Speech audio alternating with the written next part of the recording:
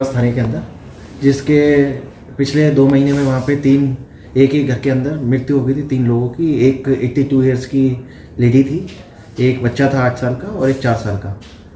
वो भूप सिंह पुनिया का घर था जिस पे ये चीज़ें हुई थी। और मृत्यु होने के बाद उसके घर में रहस्यमय तरीके से आग लगने लग गई, जिसके अंदर एक बार तो पुलिस पे भी उन्होंने हमला कर दिया, उनके परिवार वालों ने, भूप सिंह के।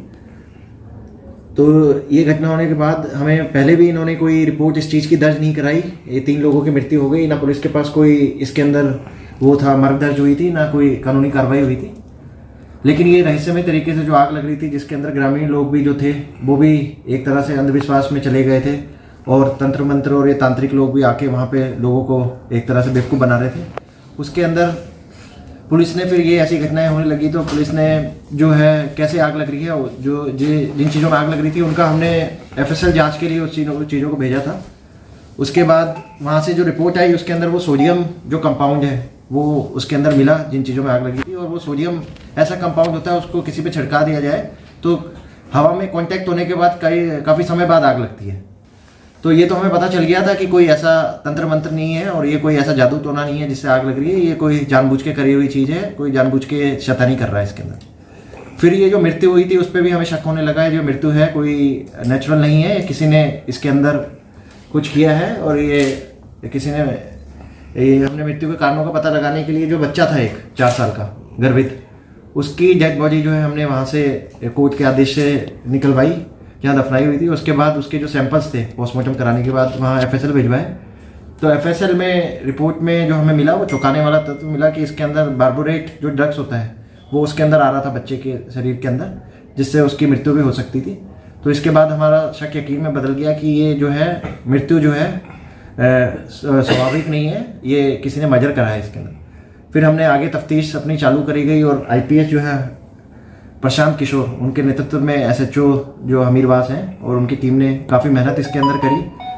और जो जिन पे हमें शक था हमसे उन्होंने पूछताछ चालू करी तो पता चला कि भूप सिंह पुनिया जो इन बच्चों का बाप था और जो लेडी जिनकी डेथ हुई थी उनका वो जो उसकी दादी थी, उसकी मृत्यु इसी ने इन तीनों की मृत्यु करी है। एक की इसने जो मर्डर करा वो 31 तारीख को किया, एक 13 तारीख को गर्वित का और 28 फरवरी को अनुराग का। इन तीनों का मर्डर जो है जहर देके इसने, जो भूप सिंह जो इन दोनों बच्चों का पिताजी है, उसने ही इन तीनों को मारा था। और जिस चीज़ से मारा, जिस जहर से मारा, क्योंकि केमिस्ट है तो इसको जहर के बारे में और ये सब पता भी था और इसने नेट पे भी सर्च करा था कि कौन सा जहर दिया जाए जिससे जल्दी मृत्यु हो जाए। तो इन तीनों का मर्डर इसने करा और ये चीज़ इसने एक्सेप्ट भी कर ली और ये बता भी दिया कि मैंने ये मृत्यु जो मर्डर करा है वो मैंने कौन सा पॉइजन देके करा। हमने जब इससे कारण पूछा कि ये इसने ऐसा मर्डर क्यों करा है, अपने बच्चों को ही मार दिया और अपनी दादी को मार दिया, तो ये बता रहा था कि मुझे शक था कि ये जो बच्चे हैं वो मेरे नहीं हैं और इसे अपनी पत्नी के चरित्र पर भी शक था। और इसलिए इसने ये डिसाइड करा कि मैं ये जो है इन सबको मार दूंगा। सबसे पहले इसने दादी को इसलिए मारा, इसका कहना था कि जो ये बच्चे हैं ये दादी के पास ही रहते थे और इसलिए इसको मुश्किल हो रहा था बच्चों को मारने के लिए। तो इसने सबसे पहले दादी की कस्तूरी जो है 31 जनवरी 2024 को उनका मर्डर करा जहर खिला के। फिर 13 फरवरी 2024 को गर्वित का और 28 फरवरी 2024 को अनुराग का। और इसने इसके जो दादा है घर में उन्हें भी मारने का प्रयास किया, लेकिन उन्होंने वो जो दूध में मिला के दिया उन्होंने पिया नहीं, उनको कड़वा लगा। अपनी पत्नी को भी इसका प्लान था मारने का, उसको भी दिया था जहर, लेकिन उसने भी पिया नहीं, उसको कड़वा लगा, उसने भी थूक दिया था।